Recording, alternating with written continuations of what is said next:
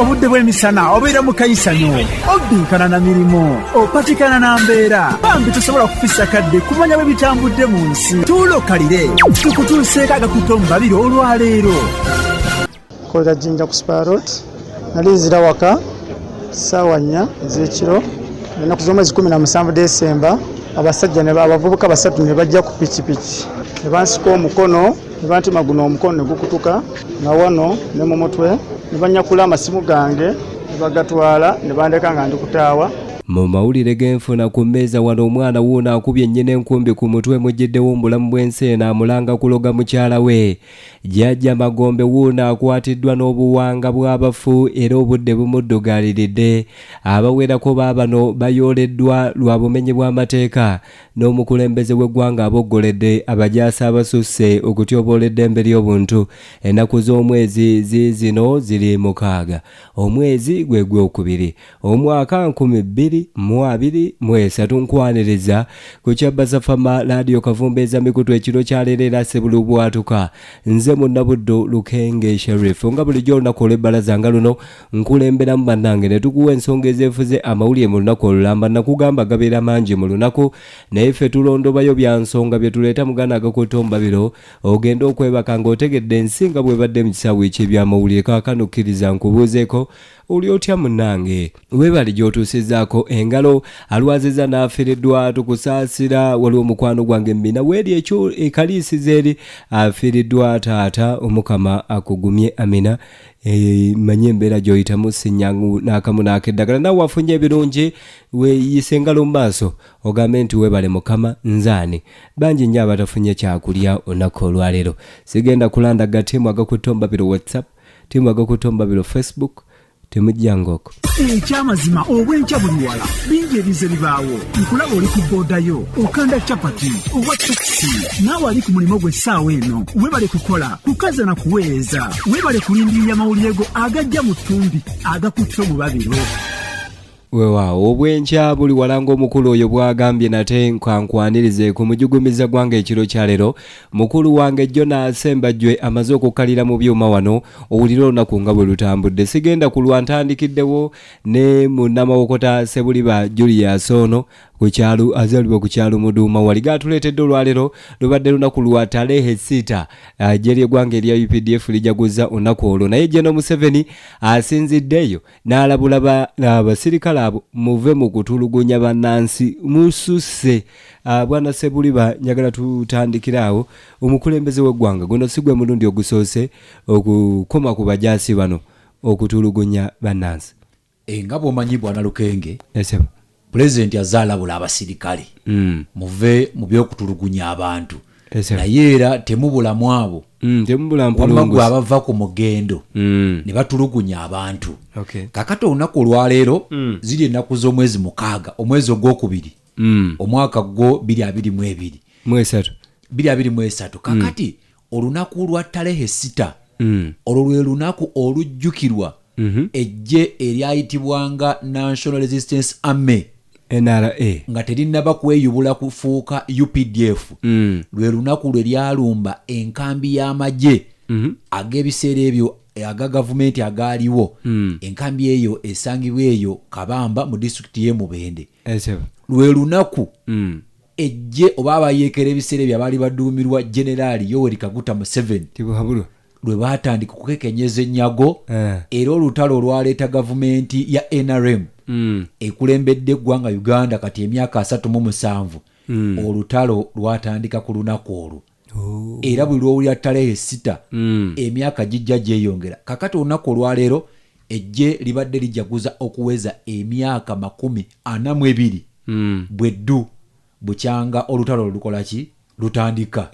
Kakati olunaku luno bazze balutegeka wabaawo ebikujjuko bwana Lukenge ebigoberera olunaku olwo endabye bannamagye babadde bayonja obutale emyala mu madisitulikiti okubadde Kazo Isingiro Malala Kyankwanzi n'ebitundu by'eggwanga ebyenjawulo nabalabako n'entebe kwegamba buli mwaka balondayo ebitundu oba amagye okusinzira mu bitundu mwe gakolera emirimu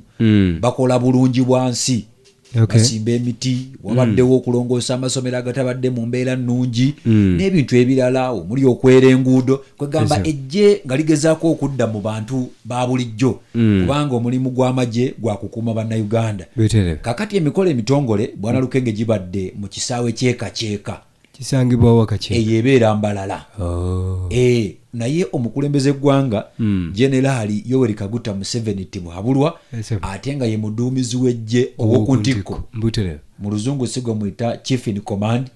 oyo ye General Yoweri Kaguta Museveni kaakati ono asinzidde awo n'alabula abajaasi mu ggye lya UPDF agambye atya anti UPDF omanyiwo ekiggwayo Uganda People's Defence Forces Uganda People's Defence Forces ejje ly'Abannayuganda kaakati abalabudde obutagezaako kwenyigira mu bikolwa bya kutulugunya bannansi n'okutyoboola eddembe lyabwe nti kino kitattana ekifaananyi ky'eggye erya UPDF. President Museveni agamba nti UPDF ezze erwana okulaba nga batereeza empisa n'okusembeza eggye lino mu bantu ba bulijjo. President Museveni ategeezezza nti amagye agaaliwo ku gavumenti ezaasooka geenyigira nnyo mu bikolwa omuli enguzi, okutulugunya abantu, okubba ebintu by'abantu. Omanya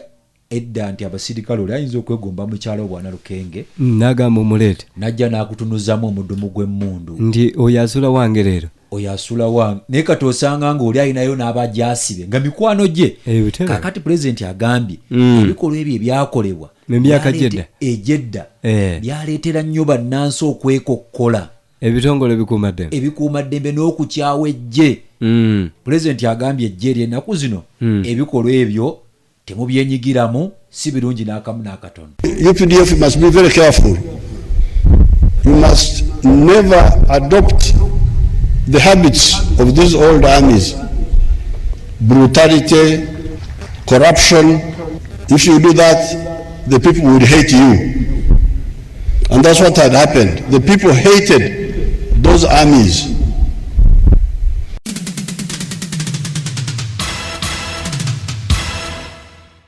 Kakati bwana Lukenge omanyi Uganda katonda ekimu ku bye yagiwa bwe butonde bw'ensi ate obulungi ennyo bwe twalinga tusoma edda mu primary asomereyo ku Muduma Primary School ne Bulamu Secondary School Uganda twagyogerangako ng'ensi nga tugamba Uganda is evergreen. Buli kadde ya kiragala. Naye kakati bwana Lukenge bw'oyita mu bitundu by'eggwanga ebyenjawulo obutonde bw'ensi bulabika nga butaaguddwa nnyo. Abantu beesenza mu ntobazi, abantu basaanyaawo ebibira, oli n'osanga ddala nga atadde ennyumba oba ekkolero mu lutobazi. Pulezidenti Museveni alagidde eggye lya UPDF okwongera amaanyi mu bikwekweto ebyokufuuza abantu bonna abeesenza mu ntobazi. President Museveni agambye bano baviiriddeko enkyukakyuka y'obudde. Twalindanga enkuba mu January gatonnya tekyatonnya. Ogenda okumagamaga ekibira nga baakisaawa. Olutobazi nga lulimu factory. President alagidde eggye lyongera amaanyi mu bikwekweto abantu bano balinyibwe ku nfeete. Defend the environment that was given to us by God and bequeathed to us by our ancestors against parasites who are enemies of our water sources, the wetlands, the forests, the mountain tops. This is a chambu. How can you come and return into a garden when you know that this is not a garden, a place for garden, but a place for water? 88 kya Basafama ekutusako amawulire ag'ensonga agakutte omubabiro.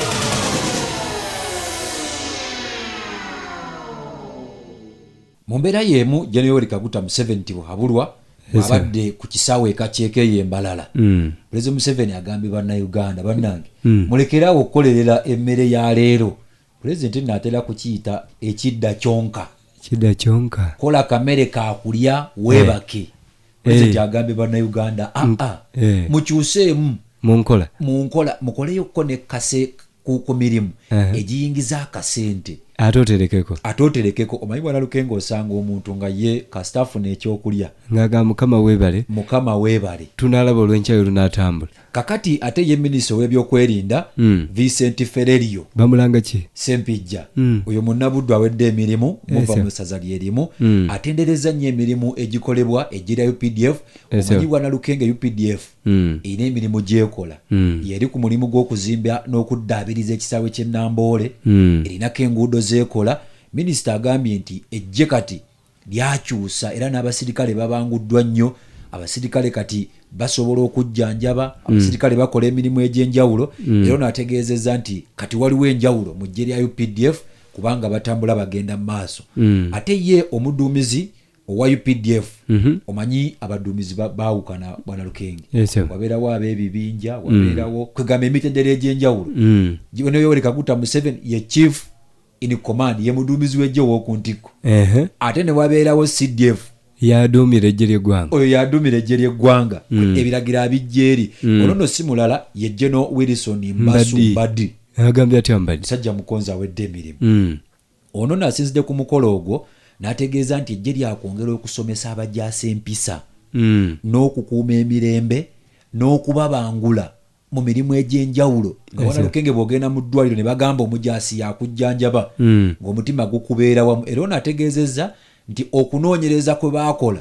kwalaga nti abantu beeyongedde okubeera n'obwesige mu ggye lya UPDF. And have always attested that the UPDF is and will always be a pro-people's army, remain disciplined and productive. Your Excellency, in the recent publications, UPDF has been ranked as the most trusted public institution in Uganda. This could not be possible, however, without the involvement of other institutions with whom we work, because unity can only be manifested by binary.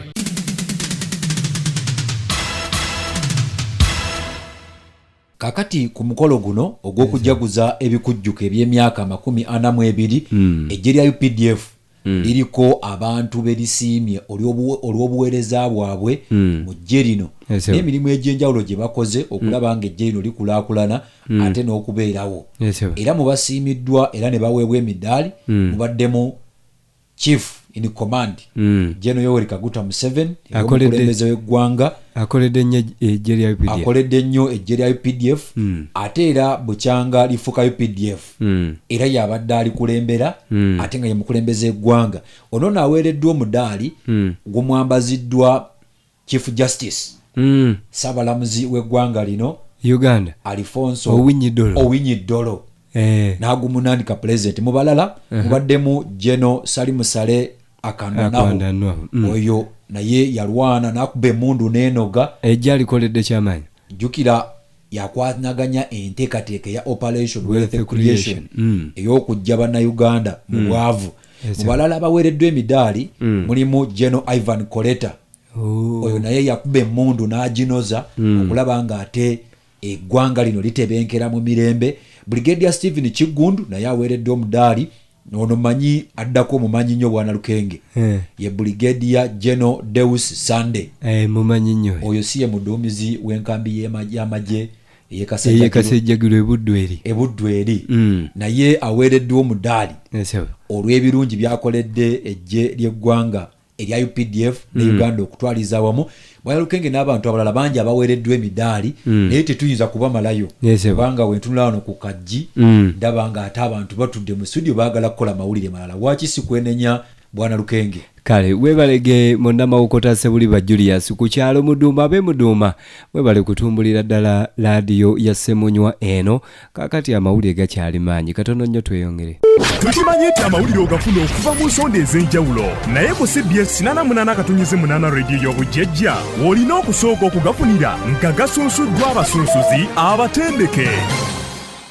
ebikolwa eby'obumenyi bw'amateeka omuli okufumita abantu ebiso, okuteega ne bakuba abantu emitayimbwa, okuyingirira amayumba g'abantu n'ebirala bibadde bikyase nnyo mu bitundu ebya Busoga. Olwaleero poliisi ekoze ekikwekweto Tokowenja mweyoledde abavubuka abali eyo mu kinaana, bonna bwe twogerera bino nga batemeza mabega wa mitayimbwa. Kakati ebikwekweto bino bikoleddwa poliisi bibadde mu bitundu eby'Ebugembe ne Mafubira wali mu Jinja City. Ebikwekweto bino we bibadde okusinziira ku mwogezi wa poliisi mu bitundu ebyakiira onono ye James Mubi agambye nti kino ekikwekweto mpaawo atalikaaba abamenyi b'amateeka bayitirivu obungi bwe bakyanoonya era bagenda kubakwata babagalire. Wanono wasinzidde n'asaba bannabyabufuzi nti ensonga eno bagijjemu ebyobufuzi wabula bayambeko okubuulirira abantu mu bitundu ebyo bakendeeze ku bikolwa eby'obumenyi bw'amateeka. Lwanyisizza bw'oyogera ku bijambiya wafotiremu bw'oba obadde ogoberera bye tukola mu Jjinja. Kino si kyekikwekweto ekisoose. Tuzze tukola ebikwekweto bya Kasameme, Bugembe, Mafubira, Bugembe na Mulesa. Byamaanyi ojjukira oli omukyala eyattibwa paka kati. Naye tugamba nti ng'oggyeko ebikwekweto byaffe bye tukola. Then council, city council kati oba bakulembeze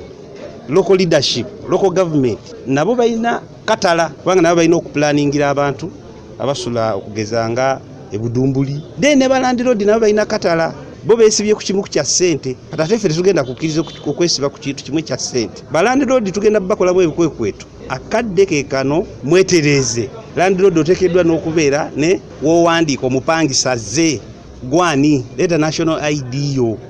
osula wa obadde obeera wa leeta recommendation eri gy'obadde osula. Naye byonna baagala okubibuusa amaaso nti tebabimanyi ate nga babimanyi.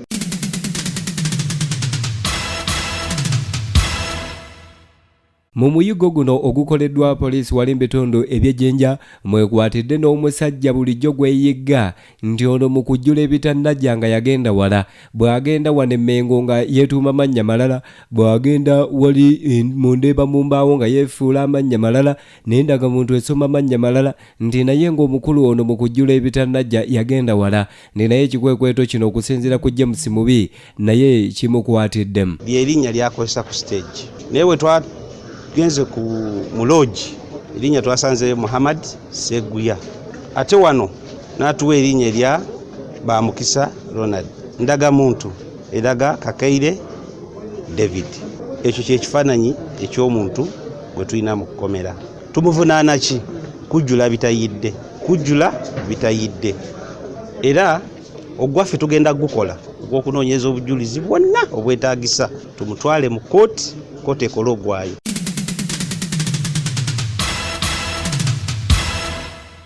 Okusinziira ku bamu ku bantu abazze batuusibwako obuvune onono bamutemako omukono abatemu mu bitundu eyo eby'Ejjenja mu Desemba w'omwaka oguwedde. Ono agambye nti ke bakotte bano osanga ekitundu kyandifuna ku buweerero. Kolera Jjinja ku Sparrot nali nzira waka ssaawa 4 ez'ekiro ennaku z'omwezi 17 Desemba. Abasajja abavubuka basatu ne bajja ku pikipiki ne bansika omukono ne bantema guno omukono ne gukutuka nga wano ne mu mutwe ne banyakula amasimu gange ne bagatwala ne bandeka nga ndi kutaawa. Biziresita yajja n'antwala mu ddwaliro Loni's Medical Center batandika okunkolako okuntunga mpaka ni wendi wano akamala emyezi 2.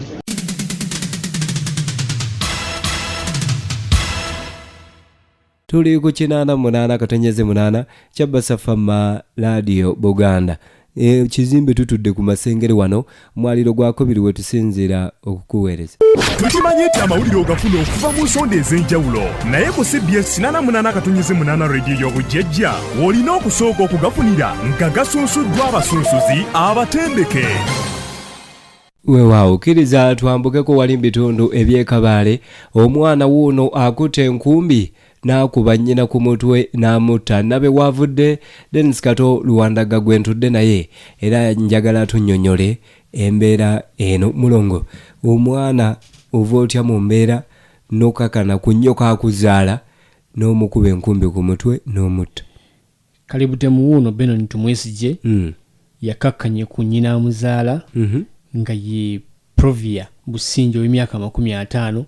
era nga bano batuuze ku kyalo Hakabungo kisangibwa mu town council ye Katuna kumpi nnyo nno n'ensalo ya Uganda ne Rwanda district iri ye Kabale n'amukuba embazzi ku mutwe ono nno nga ekimukubizza embazzi ku mutwe kuteeberezebwa buteeberezebwa nti oba oli awo abadde yenyigira mu bikolo by'akalulu kalenzi omuvubuka ono Benon tumwesije okuba maama we enkumbi ku mutwe mutiddewo aliko omukyala gwe yayawukana naye era omukyala n'agenda e Rwanda naye yagenda ali lubuto omuvubuka ono mukyala we ye yanoba okuva ewaka n'agenda e Rwanda kuba bonna nzaala y'e Rwanda bava eri wa Paulo Kagame Lutagambwa naye nga babadde n'obutuuze e Uganda mu disitulikiti eno ey'e Kabale kati bwe baawukana n'omukyala ye n'agenda n'abeera e Rwanda ng'ali lubuto olwono ono n'asigala eno ne maama we naye ebyo omukyala bw'azaala omwana abasawo ne bakamutema nti omwana gw'azadde abadde mufu era ng'omwana ono yamuzadde akomyewo eno e Uganda omwana oluzaaliddwa nga mufu ne bakola enteekateeka ezigenda okumuziika e Rwanda omulenzi ekimujjidde ku mutwe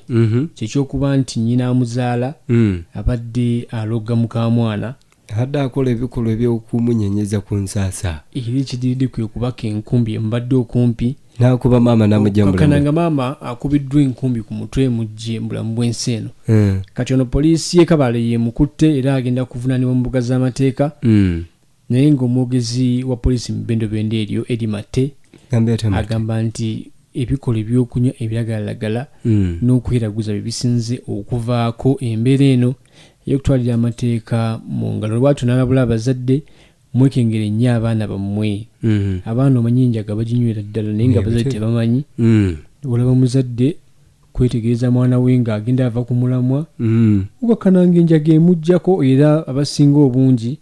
bano bangudde mu mmotoka bano bangudde mu luzzi waliwo bwendaba ng'asala ekkubo tafaayo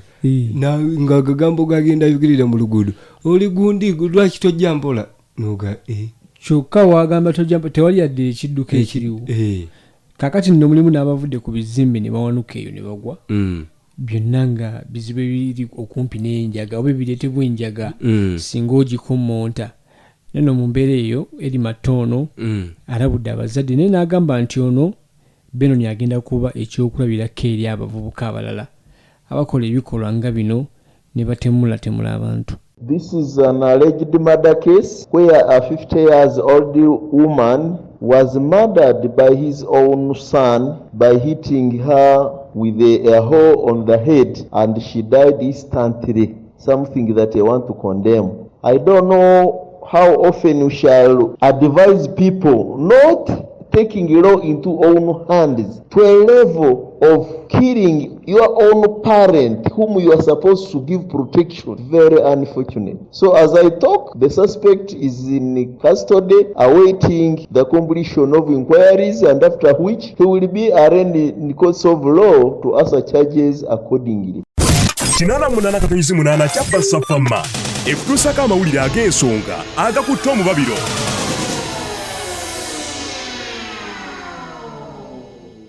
Yembeera ebadde e Kabale eri eggulire teriwooma bibadde bikyali bityo waliwo gwe bakutte n'obuwanga bw'abantu basatu yabazeekulawa Raakayi Kitigumu Sironko Yumbe Dennis Katolu Wandaga nkyali naye katubuulira ono gwe basanze n'obuwanga awaawa abadde abukozesa ki n'ebirala ebiringa ebyo mulongo nkyali wuwo awo Jjajja Magombe John ono nga mutuuze ye Magombe Jjajja Magombe John mutuuze nno wuuli eri Kazinga Masajja Kibira B Village Masajja Parish eno mugombolola ya Makindye Ssaabagabe yakwatiddwa n'obuwanga bw'abantu busatu n'ebiteeberezebwa okubeera omusaayi ogw'abantu oba ogw'ensolo nga biri mu ccupa nazo ssatu. Omusaayi gw'abantu kuli mu ccupa bibadde mu ssabo oyinza okubuuza bibaddewa. Jjajja ono nga kati atemeza mabega wa Mitayimbwa ku kadukulu ka poliisi ak'Ekatwe yakwatiddwa oluvannyuma lw'ekikwekweto ekyakoleddwa ku mbuga ye era ne kizuulwa nti obuwanga buno bwabaddemu oyinza era okumbuuza nti baani abamuzudde era nange ngenda kugamba nti oli okulaba nti olina akawanga alina okuba nga yatuuseeko awo oli era nze nkulabye naawe nga ndaba ojja omumwa gubadde gwenye naye nange nakyebuuzizza neŋŋamba bwe kiba kikwekweto emanyi kiweto kigenda okukolebwa wabaawo aba batemezza butereeve kati wakyaliwo era nawe okunoonyereza okw'amangu bajjajja bano bo tebaatagire nti bagenda bakolako ekikwekweto ekirala ani yategeezeza ku poliisi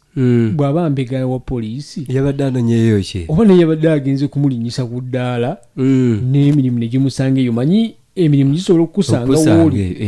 ng'okutambulatambula eggulire ne ligenda liggwawo ebyo mbirabye nnyo kati osanga n'afande yabadde agenze kumutereereza ku nsonga oba kasaala kaluddewo oba ddaala liruddewo kulinyisibwa naba ate bwakola eggulire naye kyonna kyekiri jjajja magombe bamukutte jjajja magombe akwatiddwa kati ali ku poliisi eno eyekatwa era ndowooza ne bajjajja bandimuyambidde awo boolyawo ne bamuta ekyanaba kyangu ne bamuta mbadde manyi nti bakyali kujjoba okwo oba n'abanenya nti temwambeereddewo ne bankwata nga sitegedde ate nga weemuli kagamba ebibuuzo bingi naye wuuno amyuka omwogezi wa poliisi mu kampani emirala lukoesigire ategeezezza nti okunoonyeza kukyagenda mu maaso naye nga ebizibiti omuli obuwanga obusatu n'ebitebezebwa okuba omusaayi gw'abantu ogw'ensolo obuwanga alina kunnyonnyola wabujjawa waziikulaani era nsonga kano kaani akawanga wabuziikulayo naki ate guno omusaayi wagujje mu ki awo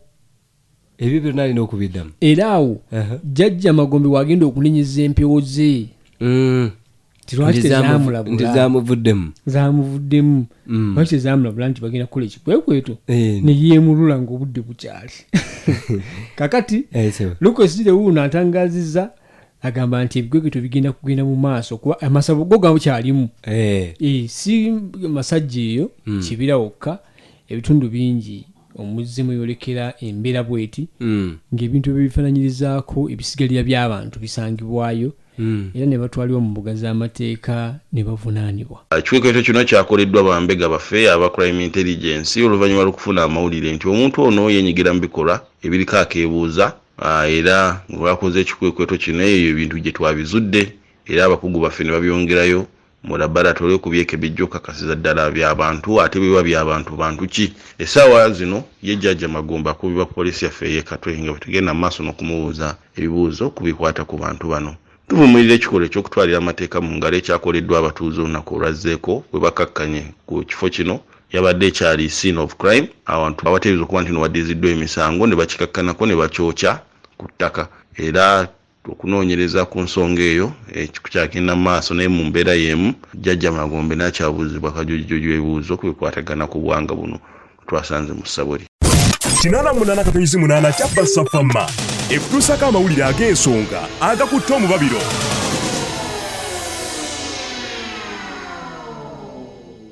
Kale ye Dennis Kato Luwandaga neggulire erikwata ku jjajja ogambe jjajjane jjajja Magombe John okay yana bayikyakate bakutumira nabaddeko ekyakatebe kala amatendo ne bakutumira waliwo kabanda wa boda mukulu Katabaazi bakutumidde nnyo nti bakwagala era ojja ogendeyo omwezi ogujja mu Gwokusatu ekyakatebe obalabeko bwe tunaava ekyakatebe nange ngendeko ekanywa tukyaliragane twongere okumanyagana. Amiina. Kale kyebasa Fama Radio Buganda kwoli tuli mu mawulire agakutte omubabiro. Tukimanyi nti amawulire ogafuna okuva mu nsonda ez'enjawulo naye ku CBS 88.8 rediyo y'obujjejja olina okusooka okugafunira nga gasunsuddwa abasunsuzi abatendeke. Weewaawo ensonga nnyingi eziwulirwa mu masomero ennaku zino naddala ensonga ez'obufumbo bw'ebikukujju bannaddiini batabuse ku nsonga eno. Ssaabasumba w'essaza ekkulu ery'e Kampala ono akangudde ku ddoboozi agambye abakulira amasomero muleme kaabya ggwanga lino maziga. Ntudde ne Ssaalongo Kawuma Masembe mulya byuma katubuulire ate ensonga zino. Ssaalongo Ssaabasumba nga atunuulira enteekateeka y'abaana okugenda ku masomero ayogeddeko ne bannamawulire wali ku Lutikko Lubaga n'ategeeza nti mu budde buno balina okutunuulira ennyo amasomero ate naddala abazadde ate ng'akitunuulira nti amasomero agasinga obungi mu Eklezia Katolika agasinga gakulemberwa bannaddiini n'agamba nti empisa ezifaananako bwe zitezaali baddeyo nga bannaddiini be bagakulembera era alaze okutya nti bakimanyi bulungi nga omwana ekyo kyabeera mu nsi ng'abadde mu ssomero kiba mu bantu babiri omuzadde n'omusomesa nti kaakati eggwanga bo bwe baba nga batandise odigatigaatiga nga balitwala mu mbeera efaana bw'etyo nti kino kigenda kwonoona obuwangwa bwaffe empisa zaffe enkola yaffe ey'emirimu ate n'ebintu okuba nti bitambulira mu ntambula eyo ebikukujju ebitategeerekeka ate ekisookerwako agamba nti bino mu Eklezia tebikkirizibwa era Katonda tisiba bwe yakikola teyalitonze Adamu na Eva nti bino byonna bikyamu wabula era asinzidde wano n'agamba nti mu butuufu amasomero gayina okuwa essuubi eggwanga oba abantu b'eggwanga era n'asaba nti bwe babanga abazadde bali mu kunoonya ssente n'amasomero gakola omulimu gwago omuzadde akuwadde ssente ate gwe omufunira bintu bikya ate ng'azijje mu bulumi kubanga bangi olwaliro tebazizaayo baana mu masomero kati ne wabula n'asaba nti kabo bongere essaala okulaba nti abazadde ate batwala abaana kubanga essuubi ly'abaana ly'eggwanga lino ery'omu maaso kusoma amasomero gagenda okuddayo tusaba Mukama ayambe abazadde basobole okufuna ssente esobola okutwala abaana amasomero batica basobole okubeera abo nga nabo bakwata bulungi abaana abo basobole okubayamba mu kuyiga basobole okuyiga kuba mwana ayetaaga okuyiga obulungi ate ne batica nabo ne tubasaba basobole okubeera nga bakwata bulungi abaana baabwe kinabo tubasabidde mu ngeri eyo abaana mugende musome ekibatutte kyakuyiga 88 kya Basafama ekutusako amawulire ag'ensonga agakutte omubabiro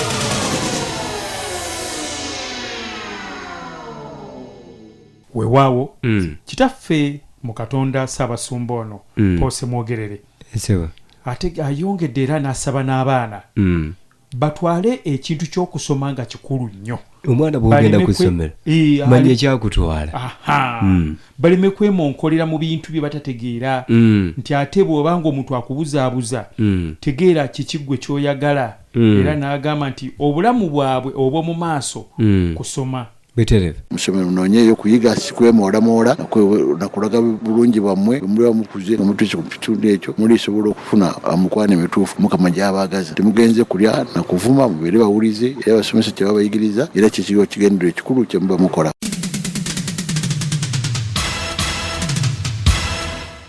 wano azeemu n'alumiriza nti kibakola bubi nnyo okuba nti abantu bakoppye ebizeezeze bino eby'emikwano egy'obukukujju nga biva eri olw'okubanga baagala ssente ate ne bazingiza mu baana ategeezezza nti kino tekitta busi buwangwa oba ggwanga nti naye ate n'omubiri gw'omwana n'omubiri gw'omuntu omubiri gwonna omwoyo n'omubiri nti byonna bifa agambye nti kano ke kaseera abo babikola balowooze nnyo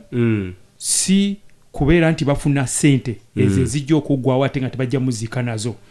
wabula balowooze ku bulamu bw'eggwanga lino ery'omu maaso nzikiridde Muduma kale ye Saalongo Kawuma Masembe mulya byuma n'ensonga ezo omwana bakutuste ku ssomero lwaleero wakati mu buzibu ennyo mu bwavu obuwunya n'okuwunya mu ggwanga lino Uganda omuntu yenna akujja ku mulamwa okutwala mu bikolwa eby'obufumbo bw'ebikukujju mwesambire ddala walanga Nasubi yeesamba engalabi bwe tunaaba twetaaga eggwanga ery'enkya n'abazadde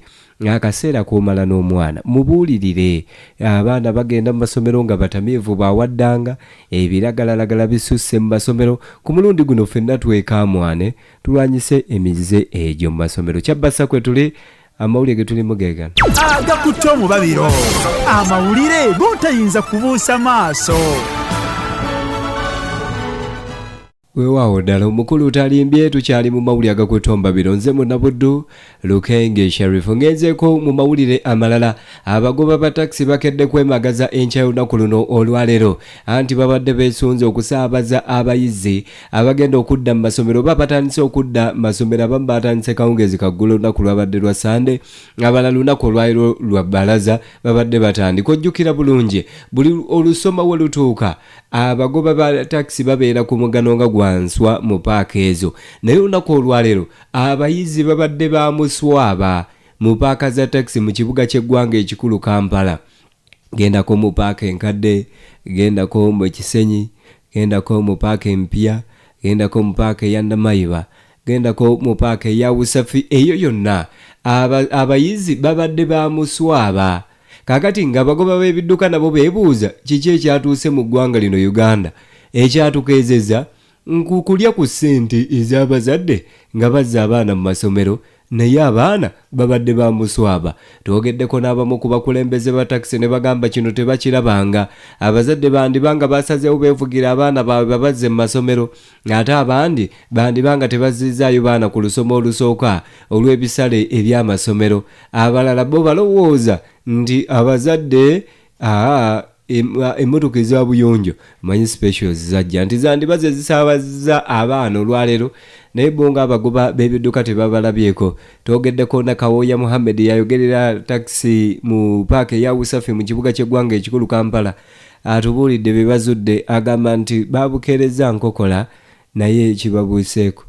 Muhammad Kawooya nga nze mwogezi wa paaka ya Usafi atera nga ndi mukulembeza ate nga ndi dereva naye olunaku olwaleero tukyewuunyiza nnyo tubadde tumanyi tugenda kuvuga abantu mu nvuga yonna naye okuva ku nkya bwe mandabye ekinene nnyo ku ssaawa zino 3 ziriko oba 2 nakalaba abazadde 3 wabula tetumanyi kikyatusa kirabika ebyenfuna byakalubye okusinziira ku mbeera eriwo ekonome yatabuse neffe kye tusaba abavunaanyizibwa ku ggwanga lino embeera nga eri bweti nga bwe tugiraba tusaba ku nsonga za fees ze bayita fees mwongero mulwanako bwe muba temulwanyo ku fees abazadde bagenda kulemererwa obutaza abaana ku ssomero era ekiraga nti bazadde bali bubi kubanga nti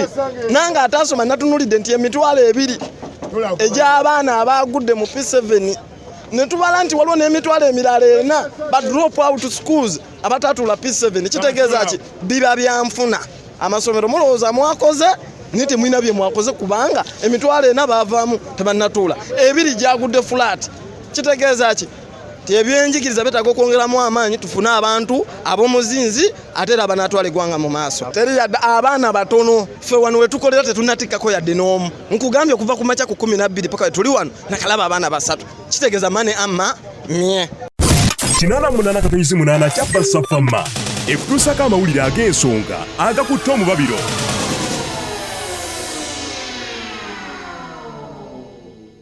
embeera ebadde mu paaka eza taxi ezitali zimu wabula kyabasa erondodde ebweru w'ekibuga abaana abasinga obadde osanga abaana 4-5 nga babakuŋŋaanyiza ku essundiro ly'amafuta taxi nga zibatikkira ku nguudo kaakati abazadde bagambye ngire tujja kutwala baana mu paaka za taxi jjukira ebikolwa bingi nnyo by'okunyakula mu paaka ezo abazadde nabo baali babyemulugunyaako osanga bye bibalemeseza okuyingira paaka ezo okutwalayo abaana nga badda ku masomero byonna bye tunaazuula ku ggulire lino oba abaana tebazzeeyo ku masomero nga bagenze bamuswaba oba kye kyonna tojja matuku kya Bassa nze munna Buddu lukenge sharif tusinziira ku kizimbe Masengere Emmengo wano omwaliro gwakubiri wennyini awo we tusinziira okujojjobya emikutu gy'ebyempuliziganya emirala muganda wange omusuulumbi Kayiza aŋambye laadiyo eyogera kale buli atumbudde tojjanga oko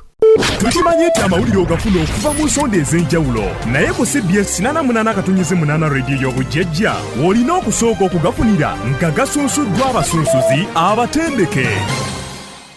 ngenzeeko mu mawulire amalala abatuuze ku kyalo Gangubbi wali mu Makindye oba mu ggombolola ya Makindye Ssaabagabo baabano beemulugunya olw'ekivundu ekiva ku kasasiro ekisusse mu kitundu kyabwe ndekyandiviirako abatuuze okulumbibwa endwadde eziva ku buligo abatuuze bagamba nti ennaku zino naddala mu bifo eby'obutale we bagula ebyokulya byonna bijjudde nswera. Kakati tebamanyi lwaki abakulembeze baabwe mu kugombolola y'amakindi Ssaabagabo tebabayamba ne baleeta ebimotoka ebiyoola kasasiro ne bibataasa ku mbeera eno. Ozojjukira bulungi obukyafu buno bwo bujama bannayuganda bazze babugulamu obulamu. Ojjukira bulungi mu bitundu wano eby'Ekabowa mu gombolola y'e Rubaga mu Kampala gye buvuddeko awo twakuwanga ekirwadde ekya kolera kizinze abantu sayidi eyo era waliwo abaafa olw'obujama obutakoma. Kakati n'abaggangubi baabano balaajana. Abatuuze batubuulidde nti kasasiro ono agenda kubaleetera obuzibu, abantu balwale endwadde eziva ku bujama. Baagala abakulembeze bekikwatako babayambe. Obukyafu obuli mu gangu buleetebwa bakatale wa tebalina bye basula kasasiro, tebasobola kusasula mmotoka zitwala kasasiro, ate ne kasasiro mungi buli omu asanga wa mansa pampa obukyafu bo oya ne ate no mu butale obwa wansi emmere eri emmere y'olukumi 2,000 gyosanga ebipipa nga bijjudde. Lwaki? Mbeera y'ekifo. Omuntu atunda emmere yakanana tazina mmere gyasuza, talina mmere gyasuula. N'olwekyo nsaba tweddeko ku buyonjo ku kifo ekiyitibwa akatale ng'ate si katale. 88 kya Basafama ekutuusako amawulire ag'ensonga agakutte omubabiro.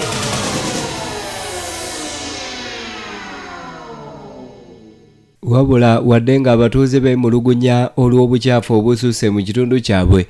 n'abakulembeze nabo batabukidde abatuuze nti mwe mumansa bumansa kasasiro wonna musanze ekibuga kyonna oba akatundu konna akaggangubbe kawunya buwunya kivundu, naye kasasiro n'abalema n'okujja mu bizinesi we mutundira ebyamaguzi ebyammwe. Amyuka ssentebe w'ekyalo Gangubbe ye William Ntege ono mu kwogerako ne laadiyo ya Ssemunyu eno agambye nti abantu baleme kwekwasa, abantu bakyafu era ayisiza ebiragiro nti omuntu yenna singa anaasangibwa ne kasasiro ku mudaala gw'otundirako capati ng'enswera zinyooka, ku mudaala w'otundira emyera ng'enswera zinyooka nga kasasiro ali awo, ndi kasasiro atandise n'okutiisa abantu okugenda ku midaala gy'abantu okubaako ne bye beegulira ne bagenda mu bitundu ebirala gye bagula ebyokulya ensangi zino naye nga batya olw'obukyafu. Kyokka ssentebe agambye ndi kyewunyisa ne gy'ogenze okugula ebintu ne bw'obireeta eno ate era kasasiro omwaniriza. Naga abatuuze ekiseera kituuse mwekolemu omulimu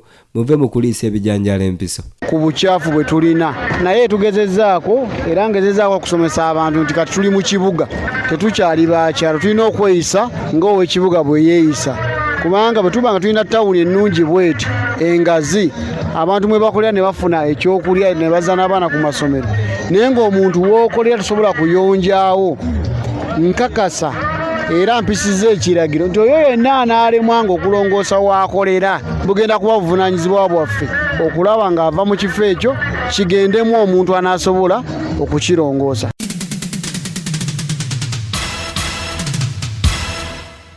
Kaakati laadiyo ya Ssemunyu eno nga bw'ogimanyi tugambye mulumiriza abakulu ku gombolola y'amakindi Ssaabagabo, naye abakulu bo boogera ki ku nsonga ya kasasiro asusse mu kitundu ekyo. Kaakati tufunye omu ku bakiise ku gombolola eyo y'amakindi Ssaabagabo, ono nno ye Walakira Faizo, oba mumanyi omusajja yakubanga amasimu edda ku radio gwe bayitanga Faizo cameraman, ye Walakira Faizo. Kaakati akiika ku gombolola erya wali y'amakindi Ssaabagabo. Tumutuukiridde nti abatuuze balaajana,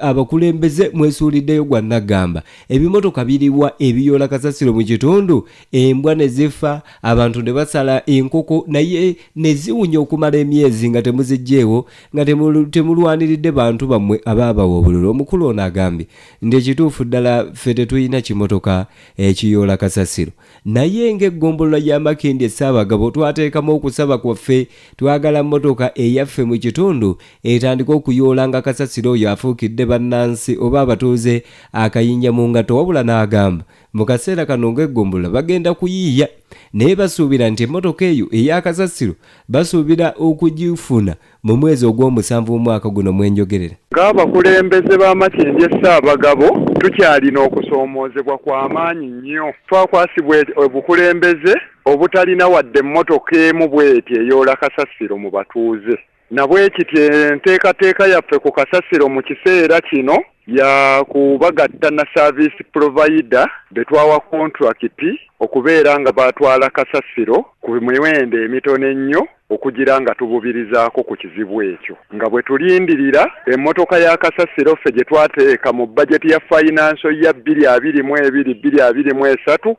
gye tusuubira nti nno omwezi gw'omusanvu we gunaatuukira tujja kuba tugifunye tulyoke tusobole okuba nga tusobola okufunayo olunaku ne tuyoolako ku kasasiro mu bantu baffe ku bwereere. Naye mu kiseera kino kikwatagana ne kasasiro kikyali kizibu, naffe tetukirinaako busobozi ng'abakulembeze olw'ebbula ly'ebikozesebwa. yembeera no eyeri wali mitundu ebyeggangu mu Makindye Ssaabagabo naye gankuwe gabuwa nti waliwo enkola eya bulungi bwansi tusobola okuyita mu nkola eyo ne tuzzaawo oba ne kwegamba ne tugoba obujama mu bitundu byaffe. Ndoze kankujjukize ku ddoboozi lya Ssemunywa wano ku nsonga ya bulungi bwansi okkirize nti ebitundu erina okubunyisibwa. Bigambo bya Nantawuno. Enkola ya bulungi bwansi twetaaga okugiggumiza ku buli mutendera gw'obulamu bwaffe. Abaana baffe baleme kwenyigira bwenyigizi mu bulungi bwansi, naye tubayambe okutegeera bulungi amakulu g'enkola eno mu kwezimba n'okuzimba Buganda eya leero n'ey'enkya. Okumala gasuulasuula mu nguudo n'awalala obuveera,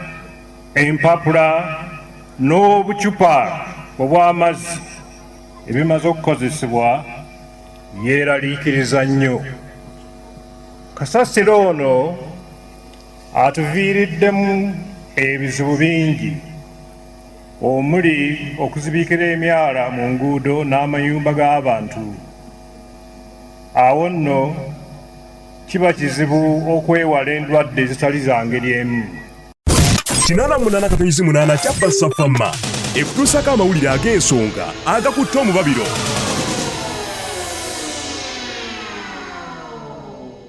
Ebigambo bya Kalalankuma tebiddibwamu kankomeko. Gwe yasubiddwa amawulire g'ebyemizannyo olunaku lwonna gaagano tugakutuusaako wano mu pulogulaamu yaffe y'amawulire agakutte omubabiro. Weewaawo tugguse na byamizannyo n'omulangira Isa Kimbo gwe batyayambadde kabula dda omwogezi w'essaza liri Butambala Amatobuta. Katutemberetemere ebyemizannyo mu Uganda ne bweru waalyo ale tubitegeere bulungi. Mulange esebo Munabuddu nkulamusizza nnyo nange nkwebaza emirimu gy'okoze esebo mu kiseera nga nyambadde esaati ya pinka eya CBS esebo nsibye essaawa nzirugavu empale enzirugavu n'engatto nzirugavu esebo ekiragira ddala nti mpoomye ndi muwanvu omusajja omuddugavu atali nziiziiri. Ate gwe oyambadde esaati ya kyenvu eya CBS yaki ya kyenvu kurimu kyenvu cream kale ya cream eya CBS noyambala empale nzirugavu n'engatto nzirugavu ey'omusonso osibye ekikalu omamanya osibye omusipi n'okatagga oli musajja muwanvuyirivu owakatakketakke era essaawa osibye nzirugavu ya bbeeyi esinga eyange kale neewuunya lwaki naye nga n'enviiri wakati w'omutwe olina ate n'ebbali wazisala n'ozimalayo ekiraga nti osala kimemeya. Kale mukama wa abantu bawulidde ombuzeeko nnyo Munabuddu naawe abantu bulijjo bagamba ndiwa ndi oli mupiira sayidi eri Munabuddu bitalo nnyo ebya mukwano gwaffe Amina Nabyonga okufiirwa taata Haji Muhammad Mpaji azikidde olwaleero eri enakasoga byerima mu kaliisizo. Bannanga abantu b'ekaliisizo abantu b'ebyerima nakasoga mwenna n'ebitundu ebirinaanyewo na bonna tusaasiddeko nnyo olw'okufiirwa Haji Muhammad Mpaji kitalo ddala. Amina Nabyonga tukusaasidde nnyo. Mukama akugumye esebo tutandikira wage byemizannyo. Ebyemizannyo bingi nnyo bye ngenda okuwa olunaku olwaleero naye nga njagala okutegeeza nti jjajja William Kigongo yankubidde ku simu n'akubuuzaako era yakutumidde gwe n'akutumira naye ndowooza ali kulaba esebo jajja William Kigunda ng'otubuzeeko nnyo tukunoonya tulina kube twagala okukunyonnyola esebo siwe kiri nnyo akati Munnabuddu esebo kansooke njogere ku byemizannyo ensonga nno eziri mu ddiiro zeza ekibiina ekyokubaka Uganda Netball Federation esebo balina okusika omugwa ne National Council of Sports n'ensi yonna ne Patrick Bernard Ogwaro esabawandiisi wa National Council of Sports okusika omugwa kuva ku kakati njagala gwe kennyini otondewo akakiiko akagenda okutaawulula babiri ekitosaara president w'okubaka ne Patrick Bernard Ogwaro kubanga buli omu awandisiganya ebisongovu onayogera kino ayonayogera kino ebigambo bingi akati babiri ekitosaara asabye bekikwatako minisita w'ebyemizannyo agobe Bernard Ogwaro mu ofiisi anoonyerezeweeko ku nsonga y'okubulankanya ensimbi ez'ebyemizannyo olwaliro wabaddewo olukuŋŋaana lwa bannamawulire wali ku Aga Khan Building Code Kampala babiri ekitosaara ng'ayogerako eri eggwanga naye abadde atangaza ku nsonga z'ensimbi National Council zeegamba nti alina okukola embalirira yaazo National Council egamba babiri ekitosaara akole embalirira ya bukadde 425 kyokka babiri ekitosaara agamba siyinza kukola mbalirira eyo ng'ensimbi ezamuweebwa ziri obukadde 186 tiimu yali egenda kwetaba mu mpaka za Pent Series ne Africa Netball Championship ezali Namibia omwaka oguwedde akati bye biri awo babiri ekitosaara agamba esente ze mwampa obukadde 186 embalirira nagikola nagibawa lwaki muŋŋamba nkole embalirira ya bukadde 425 nga nabawadde embalirira oshegedde ndowooza esente ze mwampa zikoledde embalirira ziri ze mwatampa mwagala nkola embalirira yaki kati wali okusika omugwa Munnabuddu mpulira kifumba mutuku nno gye binaggwera onaawulira nze naawe bibiri awo era tubirinze tuwulire ekinava mu yebiraka ekinava mu yebiraka yali saati yali saati simpale nze no nalowooza yali mpale saati katono kiki ekyali kivamu ate weba saati galiwo amalala Saalongo Richard Kimera Owaketu Events era omusubuzi w'ebyennyanja ebakata munnange we bali nnyo okuwuliza mulega n'akutta omubabiro kubanga otwagala okufaako bifo tuli muwagizi wa Manu sebo ani Saalongo Richard Kimera muwagizi wa Manu era sebo nja muyita lumwajja atukyalireko wano nze mpagira gundi ani Vipers ate waliwo ne Haji Muniru Kayanja wa HMK Transporters oyo naye atwagala nnyo okufaako obufi Haji Muniru Kayanja munnange yakava n'emeka eyo kola emirimu gyawumula akati Munnabuddu amawulire amala genjagala okwogerako geega omutendesi Samu Simbwa bamweyana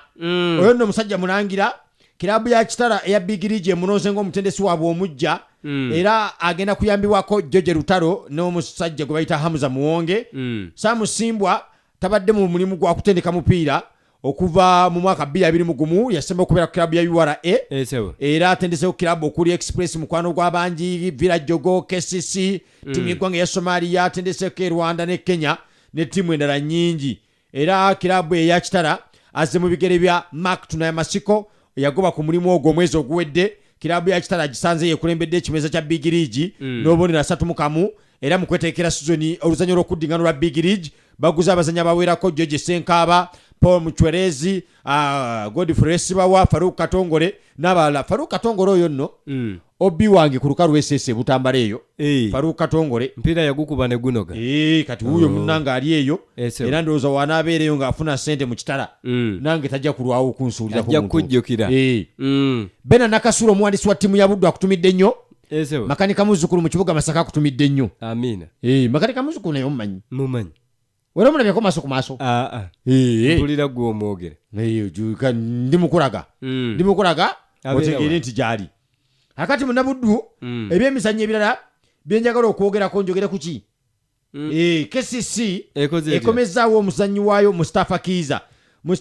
oyo nno si musajja Muganda si Muganda naye akomyewo agenda bakyangira endibo twa ku nkomero ya sizoni eno akomyewo omulundi gwakubiri jukira nti mu July 2022 July wa 22 yayabulira KCC nagenda mu kilabu bagita Montreal Impact ne Canada eyo mu America eyo akati Canada na America sinsi za njawulo kale nagenda mu America Mustafa Kiza omupiira kutandika mu KCC timu ento 2015-2016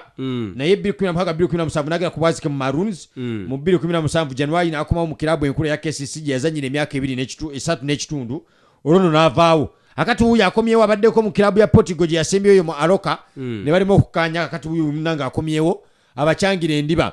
bannabutambala abantu ab'eŋŋando mu gombola y'eŋŋando egombola ey'ekibibulo budde bweno kalamba gombe batuuliza nnyo okufaako obufi bebale esebo bebale ate nizo ogayogera abeewammwe abeekanywa abo babeerako nnyo tebavaawo balabire ddala ng'omwana owaabwe tabayiye akati kyekyo nno lidizi egobye omutendesi waayo lidizi yagenda okusamba ne mani mash bamugobye oluvannyuma lw'omwaka gumu ng'ali ku ttiimu eyo takola bulungi bamugobye Man City eri mu kaseera kakazigizigi lwaki waliwo etteeka ly'ebyensimbi tokkirizibwa ssaasanya nsimbi z'otayingiza osegedde olina okuba nga ensaasanyayo ejja mu bajeti mu nnyingi zaayo isegede mpulira akati erina obuwaayiro bwe yagenda n'emenya obudde bwonna bagenda gikangavvula ekibonerezo kye banaasalawo ffe tujja kibuulira abantu nti naye abaaseno bagamba esalibweko obubonero ate abamanyi bagamba ki ate kati manyi bigikwatirako obuwanga ye eri mabega eri ewala lwaki aseno yeyagala esalibwe anti yekulembedde ate ono gwe baba basala yamugoba ate bamusala bamulekaawo ekikopo mukitwaze maanyi abaki abaseno nze ndi wa viper onnabudde wannaye kakati nadia ne natasha baliwa ate bakuwulira nakakano bannaye mumbuzeeko nnyo waŋŋamba ogenda balabako nabo bakugambe bawuliriza kale akati waliwo ow'embogo bakiya bamuzaala kakubo eri ebutambala yabadde ne birthday juzaawo naye wamuweereza obubaka obw'okumuyozayoza ani bakiya bakiya yabadde ne birthday sebo obubaka bw'okumuyozayoza wabuweereza ng'omuwuliza waffe nze naawe twabadde tulina omuweereza naye nalageeza olaba ng'ali mu mazina azina naye akati ate nagambwa akaluba ate nze mulabirawa ku mitimbagano tumanyi mbu CBS n'ebweru ekwata emitimbagano nkimanyi bakiya omweganye ndiki nti tomumanyi mumanyi bakiya kimala kale muyozoyozo twa ku mazaalibwa ge amiina akiwulidde sebo era muli mu mutima agamba yes munabuddu akyogedde ani mutuufu okumuweereza obubaka obw'amazaalibwa lwaki nze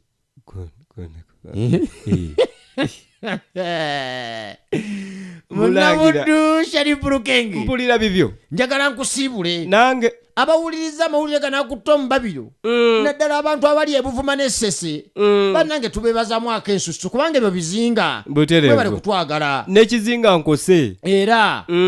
munabuddu ebungereza eyo mpulira eriyo essajja eryawasa mukyala waalyo mpulira n'olaba munabuddu wano ku CBS essajja eryo munnange lwabadde olwo nga ligendako mu mikwano gyalyo nga likola ki nga liri ne mukyala waalyo bambi mu kwagala n'okwekika ekya waggulu amututteko mu mikwano girabe atuuse mu mikwano bagamba akutte ku mukyala bamugamba ono mukyala wange mumulaba ono mama gundi atugeze mama eza mpulira bibyo oyo ono mukyala wange munnange munnabuddu yabadde awo akyewomereza n'erikyala akyewomereza ne mukyala we mpulira erivubuka erimu nkyeriva ligamba tikale raba awo olaga nti nno mukyala we omwagala nnyo ate olwowo ku mulimu mu kusaagirira osegedde awo nno essajja neseka amajemulukufu neliseka amajemulukufuakati erisajja neligamba mukyala waalyo nti awa abantu nawe weboogera ebintu ebitali bituufu ebikunyiiza nawe ng'otwala ebyo mpulira era oyo nanzijukiza nti abasajja abamu balina ebintu bye bakola bingi okulaga nti ebiboogeddwako si bituufu owulira ssebo naye nga bituufu nnyo katugeze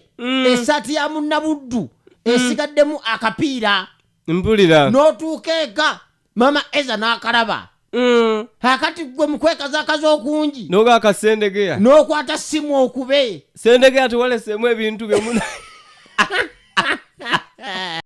Subscribe to our YouTube channel now and make sure you never miss another upload. Katunyumira programs zaffe zonna z'osubiddwa ku YouTube channel yaffe eya CBS FMUG. Ring the bell and never miss another video. Twagatteko ku channel yaffe eya CBS FMUG ng'onyiga kadawo oba YouTube bell button osobola okufuna okumanyisibwa ku buli program gye tukuweereza. Leave a like now. Teweerabira YouTube channel yaffe CBS FMUG. Subscribe and leave a like.